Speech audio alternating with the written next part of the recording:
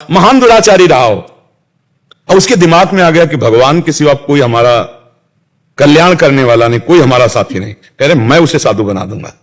भगवान कह रहे, भगवान का बहुत उदार स्वभाव है।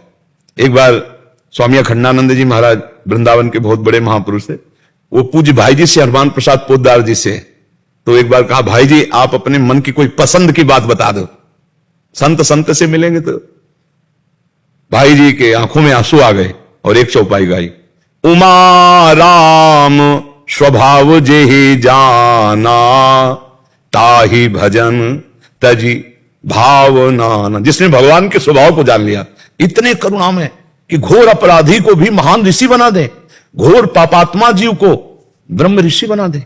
इनका प्रभाव, इनका स्वभाव, तो जिसने स्वभाव भगवान का जाना उसे भजन छोड़कर अच्छा नहीं लगता। क्योंकि जैसे आपने प्रश्न किया कि जाना है यार, कोई साथ नहीं है, आखिरी बात तो यह है कि अकेले जाना है, यहां से कुछ नहीं ले जाना है, फिर हम प्रयोग क्यों नहीं कर पा रहे? क्योंकि हमारा ज्ञान अभी सच्चा नहीं है, कच्चा ज्ञान है। सच्चा तब होगा जब केवल भगवान के भजन में चित्त जुड़ेगा, तब असलियत में जब बात आ जाएगी। जैसे 2000 के नोट बंद हो गए और एक टाली आपको दिया जाए तो उठाओगे आप?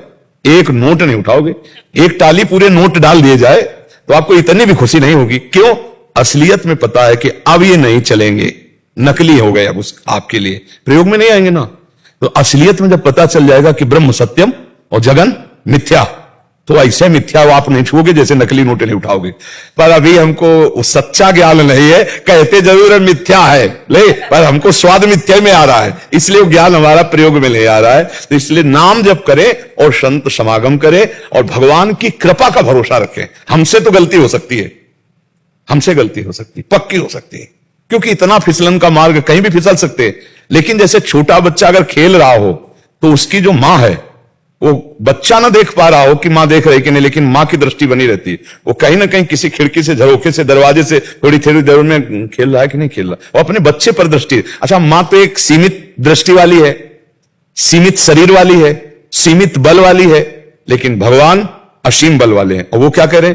करो सदा तिन कह रखवारी जिम बालक राखे महतारी। मैं अपने भक्तों की वैसे रक्षा करता हूं जैसे मां अपने बच्चे की। तो मां तो सीमित शक्ति वाली, भगवान असीम शक्ति वाले। मां सीमित जगह है और भगवान सर्वत्र है। मां अल्पज्ञ है, भगवान सर्वज्ञ है। जब भगवान हमारी रक्षा करे तो हमें डर किस बात का? फिर हम प्रसन्न हृदय हो जाएगा। जैसे आप कहते हो ना, हृदय की प्रसन्नता। जब भगवान पर भरोसा, भगवान की कृपा पर भरोसा, भगवान के बल का भरोसा, सर्वत्र है तो मेरे पास है, सब में है तो मेरे अंदर है, सब समय है तो इस समय भी मैं डरूं क्यों? एक आनंद आ जाएगा। देखो अभी जैसे कोई पदाधिकारी अपने भारत का हो और आपका परिचय हो जाए उससे, तो आप देखो आपकी छाती कैसे फूलती है। और अखिल कोटि ब्रह्मांड नायक परात्पर इस भगवान तुम्हारे, अब तुम्हारी छाती कैसी होगी? पर देखो सच्चा ज्ञान नहीं है तो कुछ नहीं समझ में आ रहा। एक संसारी आदमी, संसारी पद वाला आपसे हाथ मिला ले, कहते देखो ये नंबर ले, तो आपकी छाती फूल जाएगी। चाहे कभी नंबर ना उठावे, नहीं कभी ना उठावे, पर आपकी छाती फूल जाएगी। और भगवान गीता जी में कह रहे हैं, अनन्यश्चिन्तयन्तु माम ये जनाः परिपासते तेषां नित्याभियुक्तानां योगक्षेमं वहाम्यहम्। रात दिन तुम्हारे योगक्षेम का वाहन करूंगा। योग माने जो अप्राप्त है उसे प्राप्त कराऊंगा, और क्षेम माने जो प्राप्त है उसकी रक्षा करूंगा। केवल तुम मेरा चिंतन करो। अनन्यश्चिन्तयन्तु माम, ये नंबर लो, राम राम राम राम, कृष्ण कृष्ण कृष्ण कृष्ण, हरि हरि, पूरी जिम्मेवारी हमारी। भगवान, लेकिन हमें भरोसा भगवान पे नहीं है, संसार पे है। हमें भरोसा एक आदमी लाठी लेके साथ चले, बंदूक लेके चले, उसका जितना होगा वो सुदर्शन चक्रधारी भगवान का नहीं होगा। आप देख लो ना, हम अकेले चल रहे हैं, कोई घटना घटनी है तो भगवान जान रहे, भगवान सब मालिक हैं, भगवान रक्षक हैं। वो अगर रक्षा करेंगे तो कोई मार नहीं सकता। और अगर उन्होंने लाल स्याही फेर दी है तो कोई बचा नहीं सकता। इसलिए हमें भगवान पर जब भरोसा हो जाएगा, भगवान की कृपा स्वभाव को जब हम जान जाएंगे तो हृदय हर्षित हो जाएगा, आनंदित हो जाएगा। हमको अपने बल, अपनी साधना का भरोसा बहुत जल्दी होता है, पर भगवान का बल, भगवान की कृपा का भरोसा नहीं होता। जिसे भरोसा हो गया वो आनंदित रहता है, पक्का समझो। देखो, एक होता मेहनत करके करोड़पति बनना और एक होता करोड़पति की गोदनामे में चले जाना। समझ रहे हो? मेहनत करके तो बहुत समय लगेगा, कोई करोड़पति गोद में ले ले तो अभी सेकंड में करोड़पति हो जाओगे। तो अनंत ब्रह्मांडों के प्रभु हमें स्वीकार कर लिए, और जब भगवान की आप वृत्ति में रहोगे तो माया तो अपने आप आ जाएगी। माया को सब कोई भजे, माधव भजे न कोई। और जो माधव को भजे तो माया चेरी होए। माया दासी भगवान की दासी है। आप जहां भगवान का भजन करोगे सब बिल्कुल विश्वास कर लो, भगवान हर समय तुम्हें देख रहे हैं। कोई क्षण नहीं जिस समय तुम भगवान की दृष्टि में न हो। जब नाम जप कर रहे हो, अच्छे आचरण कर रहे हो, तो भगवान की कृपा से दुखों से पार हो जाओगे। एक दिन ऐसी कृपा होगी, निहाल हो जाओगे। हमारी बात मान लो, बस चुपचाप चले रहो। अब जैसे चल रहे हो इस समय और आपको दुख आ रहा है, तो आपको लग रहा है मेरी भक्ति रंग नहीं ला रही।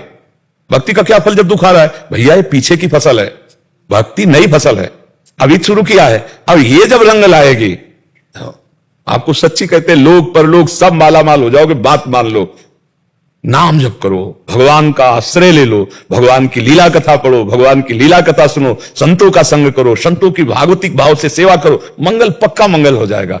अब ये लोग थोड़ा इन बातों पर अब विश्वास कम रखते हैं, क्योंकि सत्य मार्ग है। बड़ा विचित्र संसार, छल कपट में उसका श्रद्धा विश्वास होगा और सत्य शास्त्रों में नहीं होगा। देखो, अगर इन सब बातों से काम होता तो महाराज दशरथ जी के जंतुर बांध देते, वशिष्ठ जी नहीं बांध देते कि अब कोई विघ्न नहीं होगा, राम जी का राज्याभिषेक होगा, सब चकाचक होगा। नहीं, सुनो भरत भावी प्रबल बिनक कहो मुनिनाथ, हानि लाभ जीवन मरण जस अपजस विधि हार। ये सत्य बात को समझो, तभी आनंद को प्राप्त होगा। कृष्णा कुमार जी कुरुक्षेत्र से। राधे। राधा वल्लभ शेरविन। जय श्री कृष्णा महाराज जी। महाराज जी, भोग योनियां जिस किसी भी लोक में हो, चाहे ऊपर के लोग हो, पृथ्वी लोक हो या निम्न लोक हो, क्या उस भोग योनि में उन्हें आभास या संज्ञान रहता है कि वो किस पुण्य का फल या किस पाप का कष्ट भोग रहे हैं? नहीं होता। ये तो सिद्ध पुरुषों को होता है, जो भगवान में निरंतर तन्मय है। उनको भी पता होता है कि मुझे जो शरीर की प्रतिकूलता या अनुकूलता दी गई है, ये किस कर्म का फल है।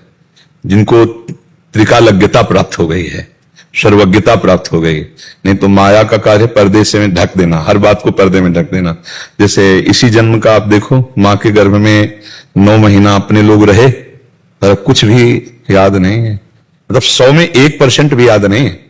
जो मां के गर्भ में हम रहे, कष्ट सहा, उसका 1% भी याद नहीं, हमें नहीं याद है ना। विस्मृति के गर्त में माया डालती जाती है। तो ऐसे ही जो इतना विस्मृति हमारे को किए हुए माया, कि हमको ये अनुभव ही नहीं हो पाता कि हमारे किस कर्म का हमको ये फल प्राप्त हुआ है। क्योंकि कर्म पूर्व हुए हैं और फल अब मिल रहे हैं, तो पूर्व और वर्तमान और भविष्य त्रिकालज्ञता पे ही तो जानी जा सकती है। और हमारी अभी परसों हमने क्या खाया याद करना पड़ेगा, नहीं करना पड़ेगा। इतना जोर का विस्मरण की हवा चल रही माया की कि परसों 12 बजे खाया कि 10 बजे खाया, और क्या खाया उसके लिए थोड़ा रुकना पड़ेगा और गणित लगानी पड़ेगी परसों के लिए।